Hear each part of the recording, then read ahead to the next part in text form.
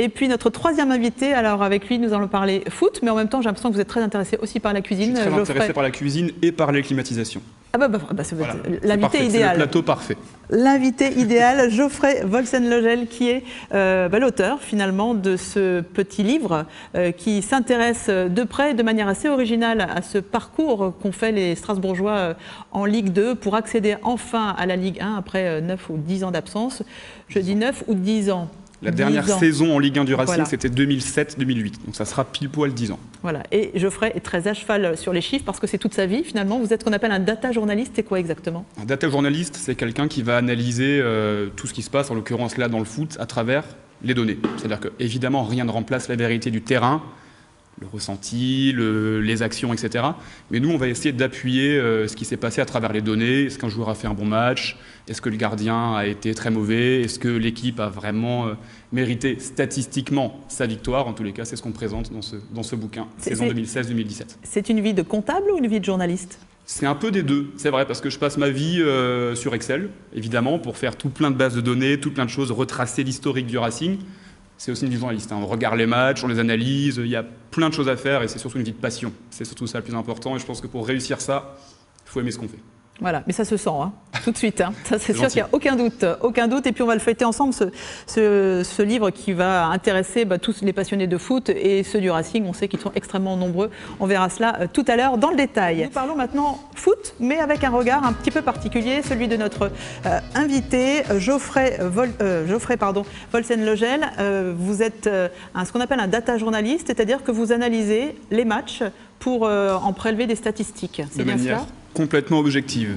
De manière complètement objective, forcément c'est scientifique. C'est ça. Scientifique est un bien grand mot, mais en tous les cas, on ne peut pas se tromper. C'est-à-dire qu'on saura si un joueur a touché 80 ballons, on le saura, il n'y a aucune part d'interprétation. C'est vraiment de la statistique pure et dure. Alors concrètement, vous faites comment? Qui compte? Il y a quand même 11 joueurs sur un terrain, ça veut dire qu'il y a 11 personnes qui regardent? Quand même pas, nous on a un partenariat avec 22 joueurs, mais... Opta, qui est le leader mondial de la collecte de données en temps réel, qui travaille avec le PSG, avec les plus grands médias français, avec la Bundesliga, la Première Ligue, bref, tout ça.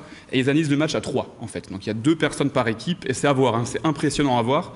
Ils sont devant un ordinateur, et c'est du direct pendant un match, c'est-à-dire qu'ils comptent les passes, les dribbles réussis, les duels, et à la fin, ça donne une base de données qui remonte sur des années, 10 ans maintenant. Et c'est à partir de cela que vous travaillez? Exactement. Nous, on a un partenariat avec eux, donc on avait toutes les données sur le Racing, donc on s'est dit pourquoi pas en profiter et faire ce livre 2016-2017, champion de France de Ligue 2, ça tombe bien en plus. Bah oui, parce qu'ils ont quand même fait un beau doublé là. Champion de France de Ligue 2 et puis ils grimpent en Ligue 1. C'est ça. C'est quand même pas mal. On ne pouvait pas rêver mieux. Exactement. Alors c'est un club que vous supportez depuis toujours en tant que Strasbourgeois ou c'est un club que vous avez découvert? Il y a les gens normaux, il y a les amoureux du Racing, et moi je suis encore au-dessus. Vous êtes encore au-dessus, ah voilà, d'accord. C'est dans le cœur, dans le sang, partout. Gravement atteint. Premier match, vous vous souvenez l'âge que vous aviez? Bien sûr, c'était en 1997, c'était un Strasbourg-Nantes 0-2. Parfait, c'était juste pour tester si vous aviez... voilà, combien de coups de franc?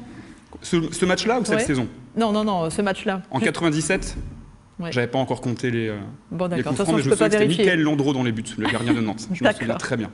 Alors, dans ce livre, ce qui est vraiment intéressant, c'est qu'on apprend énormément de choses, bien sûr. Alors, ce sont des chiffres emblématiques. Par exemple, qu'est-ce que j'avais noté? On apprend, par exemple, que les statistiques servent à beaucoup de monde, évidemment à vous, mais servent aux médias, servent aux paris, servent aussi à tous les partenaires financiers.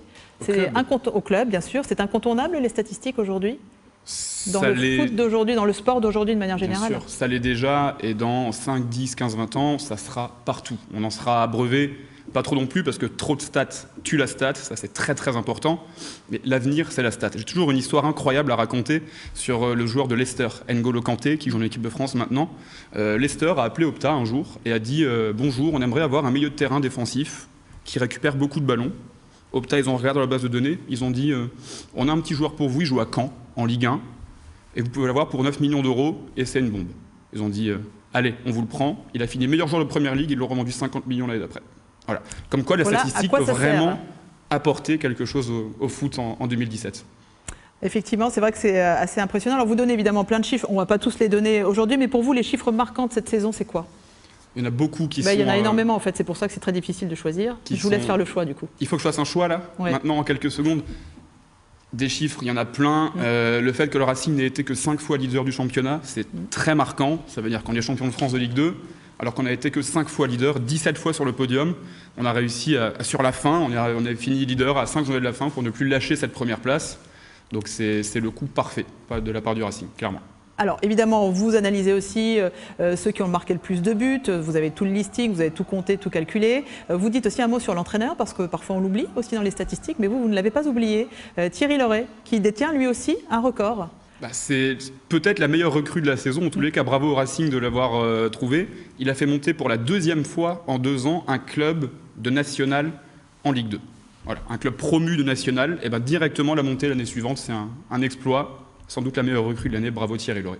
Et puis il a rapporté 50% des matchs de championnat à la tête du Racing. Exploit puisqu'aucun entraîneur au XXIe siècle n'a fait mieux. Exactement, donc, voilà, il y a plein d'infos comme ça dans le bouquin. On raconte les petites histoires de la saison qui ont fait la grande et c'est très intelligible. Ça veut dire que là les gens vont avoir un peu peur, ils vont se dire oula des chiffres à droite et à gauche, ça va je vais rien comprendre. En plus la mise en page est ludique, sympa, franchement on apprend plein de choses quoi, franchement. C'est le but, c'est le but. On voulait rendre ça très accessible et c'était la fête des pères hier, donc ceux qui sont en retard, on peut se rattraper justement, on l'offre forcément à des passionnés de foot?